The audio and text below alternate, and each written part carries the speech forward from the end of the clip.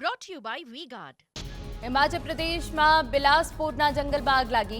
ડિંગો જંગલ વિસ્તારમાં એકાએક આગ લાગતા વન વિભાગ દોડતું થયું। આગને કાબૂમાં લેવા ફાયર બ્રિગેડના જવાનોએ પ્રયાસ હાથ ધર્યા। એકાએક આગ લાગવા પાછળનું કારણ અકબંધ। કેરળમાં એન્ટ્રી બાદ ચોમાસું આગળ વધ્યું। કર્ણાટક, ગોવા, મહારાષ્ટ્ર તરફ આગળ વધી રહ્યું છે ચોમાસું। અનુકૂળ પરિસ્થિતિના કારણે ઝડપથી આગળ વધી રહ્યું છે ચોમાસું। કર્ણાટકમાં ચોમાસું દસ્તક દે તેવા સંકેત। ચોમાસાની ઝડપને જોતા હવામાન વિભાગની આગાહી।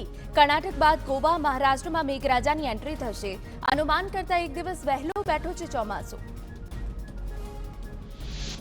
અરબી સમુદ્રમાં લો પ્રેશર સર્જાતા ભારે પવન ફૂંકાવાની હવામાન વિભાગની આગાહી। માછીમારોને 2 જૂન સુધી દરિયો ન ખેડવાની ચેતવણી આપી।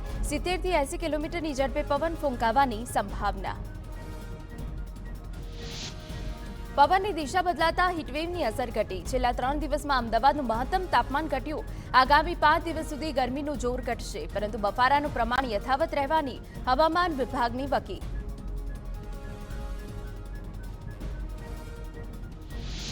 રાજ્યમાં આગામી 7 દિવસ વાતાવરણ સૂકું રહેશે। હવામાન વિભાગ દ્વારા આગાહી કરાઈ।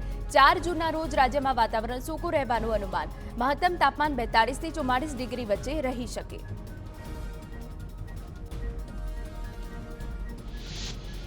રાજ્યમાં વાવાઝોડા અને વંટોળને લઈ હવામાન વિભાગનું અનુમાન। 4 જિલ્લામાં આંધીથી પલટાઈ શકે વાતાવરણ। કચ્છ, પાટણ, બનાસકાંઠા અને સુરેન્દ્રનગરમાં આંધી વંટોળની આગાહી।